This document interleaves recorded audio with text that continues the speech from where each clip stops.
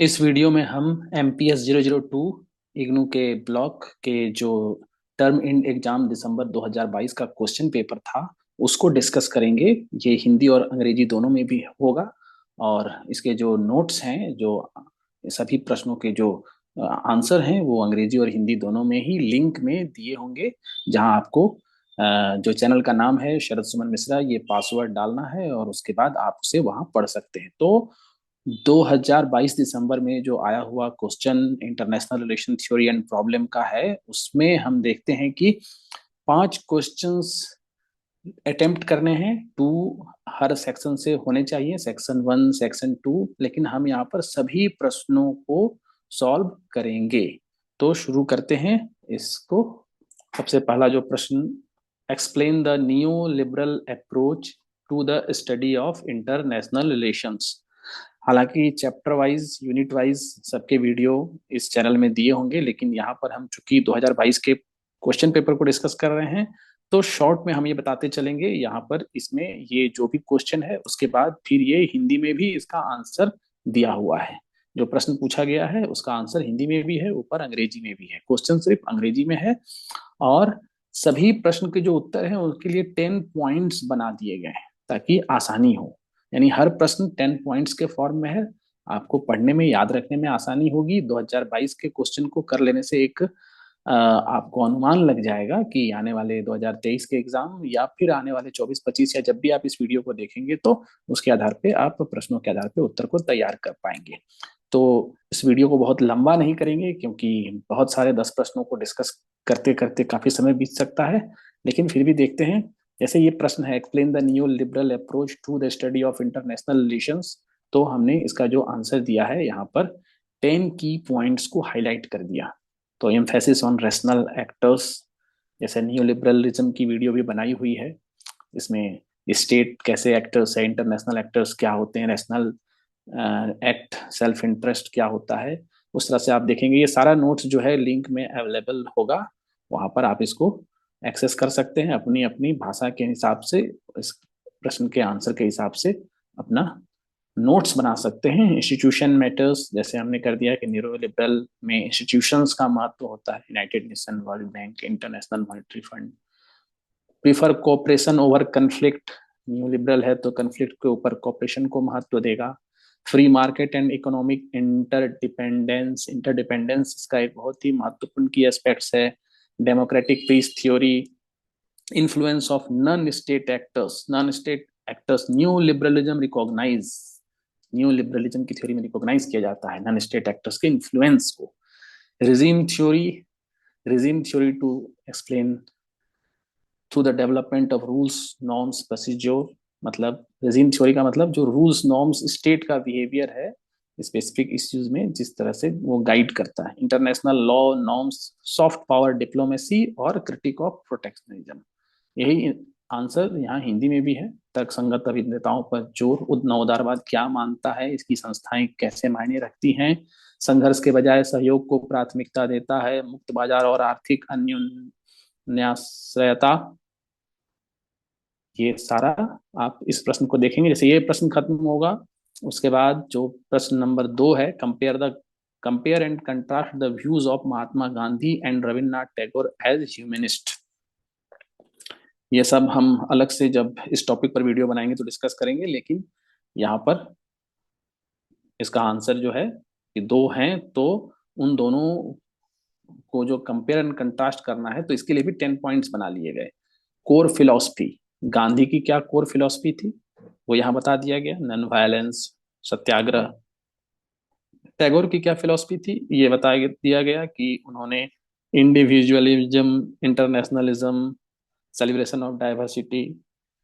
दूसरे पॉइंट में non violence, Gandhi non violence या नॉन वायलेंट रेसिस्टेंस को पावरफुल फोर्स मानते थे पॉलिटिकल चेंज का। Tagore not explicitly associated with non-violence, Tagore condemned violence and believed in peaceful coexistence। उसी तरह से विजन फॉर सोसाइटी, गांधी का क्या था, टैगोर का क्या था। सोशल चेंज कैसे हो, गांधी क्या समझते थे, टैगोर क्या समझते थे। इस तरह से आप देखेंगे कि 10 पॉइंट यहाँ भी बना दिए गए हैं। एजुकेशन फिलोसफी, गांधी की क्या थी, टैगोर की क्या थी। रिलेशनशिप विद नेचर, इसके बारे में क्या कहते हैं, लेगेसी दोनों का। वही चीज यहाँ हिंदू में भी है। निश्चित रूप से यहाँ 10 बिंदुओं में महात्मा गांधी और रविन्द्रनाथ टैगोर की संक्षिप्त तुलना भी दी गई है। दोनों के मूल दर्शन क्या है, अहिंसा, समाज के दृष्टिकोण क्या है, तो इस प्रश्न को आप यहाँ समझ पाएंगे इसको पढ़ के। इस प्रश्न के बाद जो दूसरा प्रश्न है वो है, describe the major challenges faced by the nation state in post cold war period. Post cold war, cold war के खत्म होने के बाद जो विश्व का निर्माण होता है वहां पर नेशन स्टेट क्या चैलेंजेस फेस करते, तो इसको भी 10 पॉइंट्स में बताया गया। ग्लोबलाइजेशन, 1991 के बाद हम देखते हैं कि हम भी एलपीजी, लिबरलाइजेशन, प्राइवेटाइजेशन, ग्लोबलाइजेशन इस दायरे में आते हैं। और जो भी डेवलपिंग कंट्री थे धीरे धीरे उसके बाद से वहां पर जो मुक्त बाजार का प्रसार हुआ। दूसरे पॉइंट में rise of non state actors, NGO, MNCs, ethnic and nationalist conflict, humanitarian crisis क्या है उस समय वर्ल्ड में, एनवायरमेंटल चैलेंज जो काफी तेजी से सामने आया करीब करीब कोल्ड वार खत्म होने के बाद। आज के समय में ये एक बहुत बड़ी चैलेंजेज है, चिंता भी है। Terrorism, 9/11, proliferation of weapon of mass destruction, technology and cyber security. आज के समय में साइबर सिक्योरिटी के बिना वर्ल्ड की राजनीति की चर्चा बेकार है। Economic inequality, challenges to sovereignty, तो ये, और फिर यही हिंदी में भी है, शीत युद्ध के बाद क्या बदलाव आए हैं। तो शीत युद्ध के बाद जो बदलाव आए हैं इसके सारे पॉइंट्स, ये 10 पॉइंट्स यहाँ हिंदी में भी उसको यहाँ दिए गए हैं। उसके बाद जो नेक्स्ट क्वेश्चन आता है, critically evaluate the role of IMF and World Bank in meeting the problem of inequalities in the under developed countries. बहुत ही अच्छा प्रश्न है ये, प्रश्न इग्नू का है और सिविल सर्विसेज में भी इस तरह के प्रश्न पूछे जाते हैं। तो इसी को भी यहाँ पर थोड़ा ऑब्जेक्टिव इंट्रोडक्शन लिखने के बाद 10 पॉइंट्स में बता दिया गया है कैसे जो है प्रश्न जो है हमारा critically evaluate the role evaluate करने के लिए स्ट्रक्चरल एडजस्टमेंट प्रोग्राम जो है उसको बताया गया है। कंडीशनलिटीज क्रिटिसिज्म किया गया है। डेब्ट क्राइसिस एंड डेब्ट रिपेमेंट, प्राइवेटाइजेशन पॉलिसीज क्या है उनकी, limited focus on social spending, governance issues, lack of representation, one size fit all approach.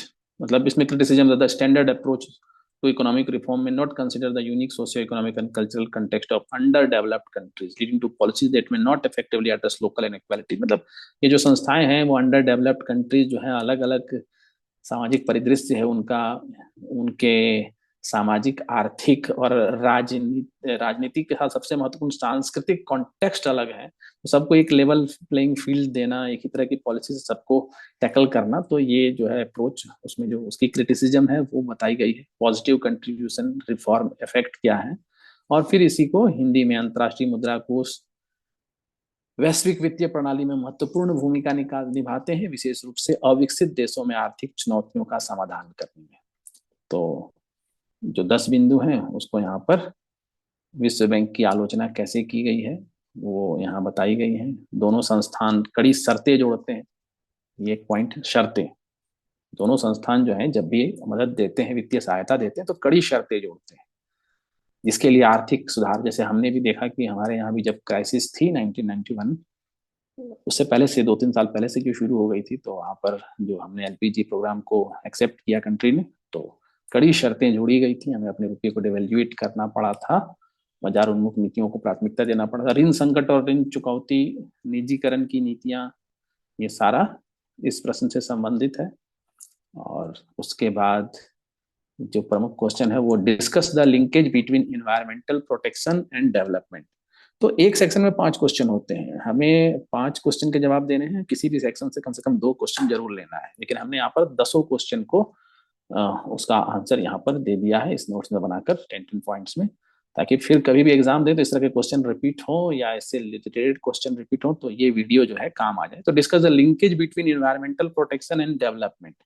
Environmental का प्रोटेक्शन और डेवलपमेंट में क्या लिंकेज है उसी को बताने के लिए फिर यहाँ पर 10 पॉइंट्स में उसको डेवलप किया गया। सस्टेनेबल डेवलपमेंट गोल, ये काफी प्रमुख मुद्दा आज के समय में, डेवलपमेंट हो लेकिन सस्टेनेबल डेवलपमेंट हो, उसके गोल को कैसे पूरा करना है। सस्टेनेबल डेवलपमेंट का मतलब होता है इन्वायरमेंट के प्रति जागरूकता रखने के साथ development, resource dependency and economic development, natural resource को कैसे यूटिलाइज करना है, इफेक्टिवली यूटिलाइज करना है, इन्वायरमेंट का प्रोटेक्शन भी हो, सस्टेनेबल यूज ऑफ रिसोर्सेस हो, climate change and development, climate change बहुत बड़ा एक चैलेंज है डेवलपमेंट के लिए, क्योंकि उससे एक्सट्रीम वेदर इवेंट, मतलब समुद्र की सतह बढ़ रही है तो तटवर्तीय क्षेत्रों के डूबने का भय है।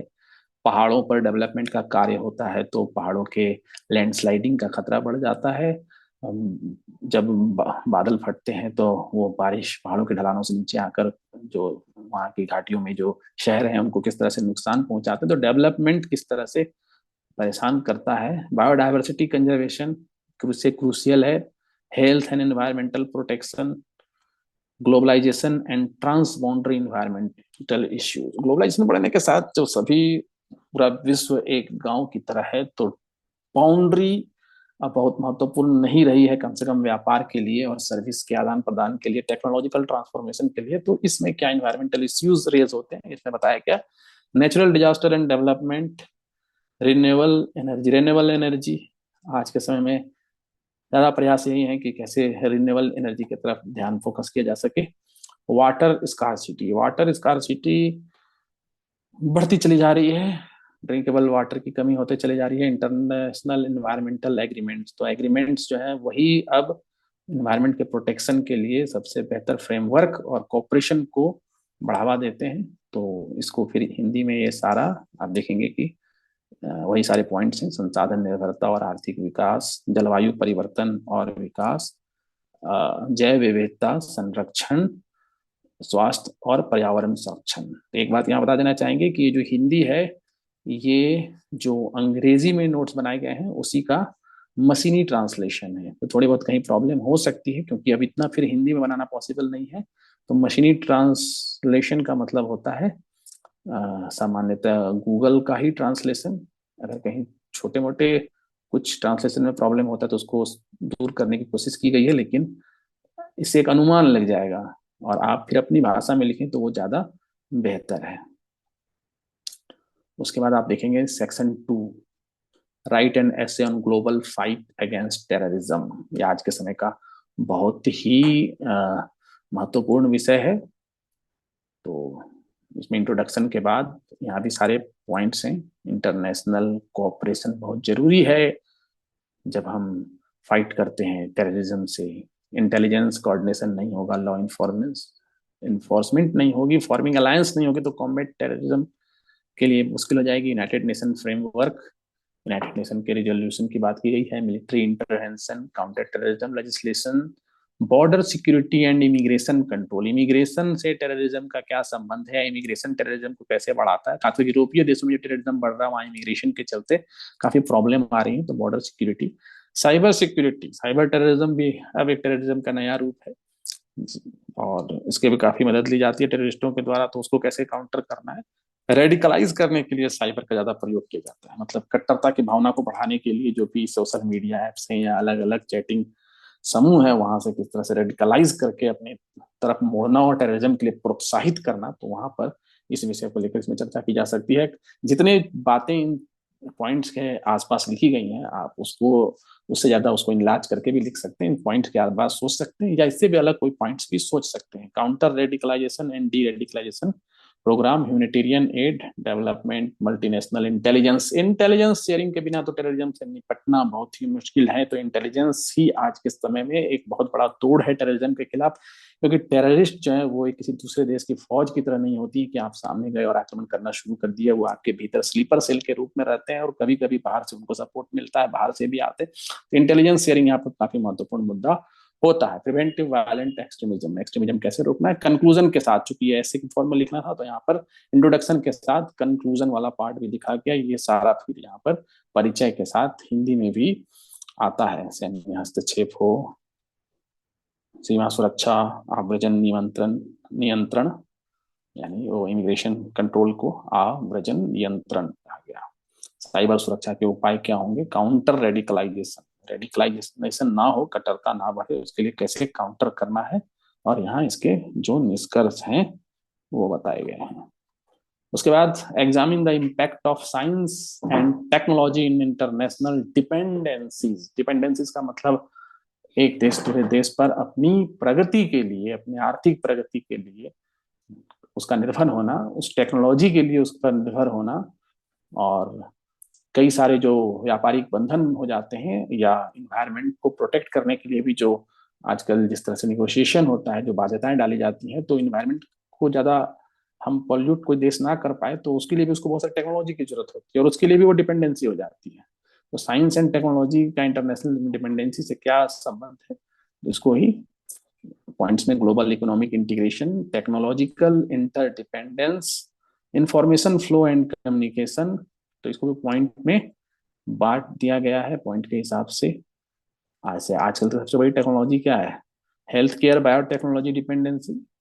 अगर हम अपना टीका नहीं बनाते कोरोना के समय में, तो हम भी डिपेंडेंट रहते फॉरेन की कंट्रीज पे, और वो कब तक हम हमारे पास टीका पहुंचाती और कब तक हम अपने लोगों को उबार पाते, ये पॉसिबल ही नहीं था, और कितना खर्च करना पड़ता वो तो अनइमेजिनेबल था। लेकिन हमने यहाँ डिपेंडेंसी की जगह आत्मनिर्भरता को चुना, वैक्सीन वार में हमारी विजय हुई। ये भी यहाँ आप मेंशन कर सकते हैं, लेकिन बहुत सारी कंट्री डिपेंडेंट रहती है। भारत ने तो डिपेंडेंसी को बढ़ावा नहीं दिया, भारत ने तो वैक्सीन मैत्री के तहत बिना डिपेंडेंसी वाले किसी वो नैरेटिव को अपनाए हुए उन कमजोर देशों को बहुत सारी वैक्सीन भेजी भी है। Cyber security, interdependence, energy, technology, resources dependency, फिर यहाँ पर आप देखेंगे यही सारी चीजें हिंदी में है। वैश्विक आर्थिक एकीकरण, तकनीकी निर्भरता, सूचना प्रवाह संचार, तो ये आप इस नोट में पढ़ लेंगे। और what do you understand by global corporatism, describe its impact on state sovereignty. तो ये एमएनसी वर्ल्ड में जो इकोनॉमिक स्ट्रक्चर है उसका सॉवरेनिटी पे क्या असर पड़ता है, उन्हीं सब बातों को इस प्रश्न के अंतर्गत जो पूछा गया है। Global corporatism refer to the phenomenon where large multinational corporation, मतलब एमएनसी जो होते हैं लार्ज मल्टीनेशनल, जिनको कई देशों में काम करती जो कंपनियां, जिनका खुद का जीडीपी जो बिलो की जो 10 और 15 कंट्रीज होती हैं उनसे कहीं ज्यादा होता है, तो ऐसे जो कंट्री होते हैं वो क्या इन्फ्लुएंस ग्लोबल इकोनॉमी पर और पॉलिटिकल अफेयर पर डालते हैं, कैसे वो देश की नीतियों तक को प्रभावित करते हैं, इस देश को कोई स्वतंत्र निर्णय लेने से रोकने के प्रति उनका क्या दबाव होता है, कोई देश ट्रेड रिस्ट्रिक्शन नहीं लगा पाता है स्वतंत्र होकर, उसके बारे में यहाँ चर्चा है। इकोनॉमिक डोमिनेंस हो, ट्रांसनेशनल ऑपरेशन, मल्टीनेशनल, ट्रांसनेशनल का मतलब एक साथ कई देशों में ट्रांस बाउंड्री ऑपरेशन होता है, प्रोडक्शन कहीं, मार्केट कहीं, लेबर कहीं, फोर्स से कहीं पर किसी चीज की आउटसोर्सिंग कहीं, कई देशों में उनकी फैक्ट्रियां होना। इन्फ्लुएंस ऑन पॉलिसी मेकिंग तो रहेगा ही, लॉबिंग होती है अपने हिसाब से, वो एग्रीमेंट्स बनाते हैं, एग्रीमेंट्स करते हैं, कौन सी आने वाली सरकार किस तरह से उनकी पॉलिसी को सपोर्ट करेगी, इसके लिए वो चुनाव तक प्रभावित करते हैं। ग्लोबल सप्लाई चेन पे उनका कब्जा रहता है, टैक्स अवॉइडेंस, इवेजन, टैक्स कैसे बचे इसके लिए वो इंटरनेशनल लेवल पर हमेशा प्रयास करते हैं। Impact on labour standard, lower level, मतलब कंपनी को तो सस्ता लेबर चाहिए, सस्ता लेबर। चीन मैन्युफैक्चरिंग का हब इसलिए बना है क्योंकि वहां पर लेबर बहुत सस्ता है, जमीन सस्ते में मिलती है, उनको काम करने के लिए टैक्स कम देना पड़ता है, तो ये सब कॉस्ट जो है वो मायने रखता है। भारत में उनको कभी ज्यादा दिक्कत होती थी कि यहाँ पर जो लेबर रिलेटेड मूवमेंट्स जो हैं वो उनको परेशान ना करें, लेकिन अभी व्यापार फ्रेंडली या बिजनेस फ्रेंडली होने से यहाँ की स्थिति थोड़ी बदली है। Technological hegemony, erosion of national autonomy, छोटे देशों की तो ऑटोनॉमी तक नुकसान में पड़ जाती है एमएनसी और व्यापारियों के चलते। तो इसी को फिर यहाँ हिंदी में है, ये हिंदी में आप देखेंगे। और उसके बाद अगले प्रश्न पे जाते हैं। Analyse the challenges that the USA faces in post cold war period. USA faces, challenges क्या फेसेस कर रहे हैं। पावर वैक्यूम एंड यूनिलैटरलिज्म, इसको भी 10 पॉइंट में बनाया गया है। इसी पॉइंट्स के आधार पर आपको अपने विचारों को सजाना है यहाँ पर। उसी को, पावर वैक्यूम क्या है, पावर वैक्यूम के बाद यूनिलैटरलिज्म क्या है, यहाँ पर जो भी बताया गया है सब फिर विस्तार से जब इस विषय पर आएंगे ब्लॉक वाइज तो चर्चा होगी, लेकिन यहाँ पर सिर्फ एक नोट्स दिया जा रहा है, तो सिर्फ बताया जा रहा है कि इस नोट्स में क्या क्या है, यहाँ पर काफी ज्यादा एक्सप्लेन नहीं किया जा रहा है, इस बात को ध्यान में रखेंगे। Terrorism and asymmetric warfare, terrorism का सामना तो यूएसए को भी करना पड़ा। Proliferation of weapon of mass destruction, खास करके ईरान और नॉर्थ कोरिया के साथ जो वहां पर न्यूक्लियर वेपन पहुंच ना जाए या वो यूरेनियम इनरिचमेंट ना कर लें, इससे संबंधित उनकी जो नीतियां हैं, ग्लोबल अलायंस चाइना को रोकने के प्रति, इकोनॉमिक चैलेंजेस ग्लोबलाइजेशन में यूएस कैसे इकोनॉमिक चैलेंजेस फेस कर रहा है, humanitarian intervention and national building वाले पॉइंट्स हैं। राइज ऑफ चाइना को एक अलग ही पॉइंट बनाकर बताया गया है। साइबर सिक्योरिटी चाइना के लिए भी है, अमेरिका के लिए भी है, क्लाइमेट चेंज, डोमेस्टिक। अब उसके बाद अंतिम प्रश्न क्या लिया गया है उसको देखते हैं। जो अंतिम प्रश्न है हिंदी के बाद, in what sense is the post cold war process of globalisation different from its earlier phases. Tricky question है, काफी अच्छा प्रश्न है ये प्रश्न। समय के साथ इस तरह के प्रश्न आने लग गए हैं। एक्सेलरेशन ऑफ टेक्नोलॉजिकल एडवांसमेंट, मतलब यहाँ प्रश्न में क्या है कि what since the post cold war process of globalisation. Globalisation तो पहले से चलने वाली प्रक्रिया है, लेकिन कोल्ड वार के खत्म होने के बाद जो ग्लोबलाइजेशन का प्रोसेस है वो पहले वाले फेज से कैसे अलग है, पहले वाले फेज में क्या था और अब वाले फेज में क्या है, तो क्या डिफरेंसेस है।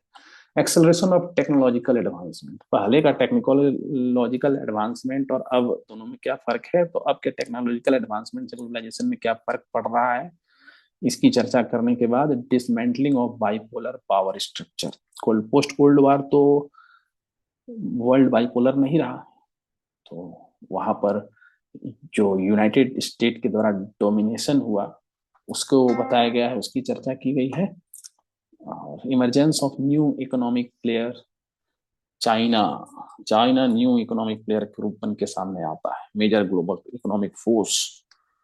इसके बारे में यहाँ समझना है। Expansion of trade and investment, expansion, बहुत सारी कंट्री ने अपनी इकोनॉमी को लिबरलाइज किया, बहुत सारे ट्रेड एग्रीमेंट्स हुए, ग्रोथ हुआ मल्टीनेशनल कॉरपोरेशन में, क्रॉस बॉर्डर इकोनॉमिक एक्टिविटीज बढ़ गई, ये सब है। शिफ्ट इन इकोनॉमिक पैराडाइम्स, तो पोस्ट को shift from state centric economic model to market oriented approach, ये है फर्क। Cultural globalisation and information flow, वही कम्युनिकेशन टेक्नोलॉजी में जो एडवांसमेंट हुआ पोस्ट कोल्ड वार के बाद, हम देखते हैं जो ये 21वीं शताब्दी है इसमें इतनी ज्यादा मीडिया, इंटरटेनमेंट, सोशल प्लेटफॉर्म की बाढ़ आ गई, ऑरकुट, फेसबुक, और उसके बाद व्हाट्सएप, टेलीग्राम, और अब पता नहीं कितने सारे। तो ट्रांसनेशनल बाउंड्रीज को क्रॉस करके कल्चर, वैल्यू, सोशल नॉर्म का इन्फ्लुएंस जो पूरे ग्लोब पे पड़ा अर्लियर फेज से ज्यादा। तो ग्लोबलाइजेशन सिर्फ इकोनॉमिक ही नहीं है, वो तो सारे उसके एलिमेंट हैं, कल्चरल भी है, सर्विस रिलेटेड भी है, फाइनेंशियल भी है। Rise of nation state actors, यहाँ पर उसकी चर्चा की गई। Increase interconnectedness of financial market interconnected हो गए, कैपिटल का फ्लो बढ़ा, development of financial derivatives, complex global challenges, greater awareness of global inequality. तो ग्लोबलाइजेशन ने इनइक्वालिटी तो बढ़ाई ही है, इनइक्वालिटी बढ़ी है तो scrutiny of social and economic impact of global integration की जरूरत है। इन summary the post cold war phase of distinguished by rapid techno, मतलब पोस्ट कोल्ड वार का सबसे बड़ा जो पॉइंट है वो rapid technological progress, reconfiguration of global power dynamics. इसी को फिर ये हिंदी में यहाँ पर बताया गया है। तो ये नोट्स कमेंट वाले सेक्शन में अवेलेबल रहेगा, इसको पासवर्ड से खोलना है। पासवर्ड चैनल का जो नाम है शरद सुमन मिश्रा, वो स्मॉल में बिना स्पेस के है। धन्यवाद।